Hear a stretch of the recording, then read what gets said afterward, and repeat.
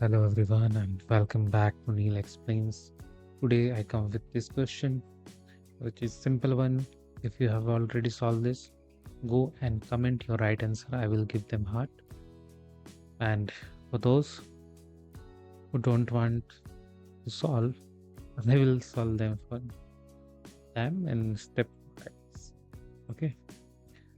So here what we have written 6 plus 2 into PEMDAS 3 plus 4.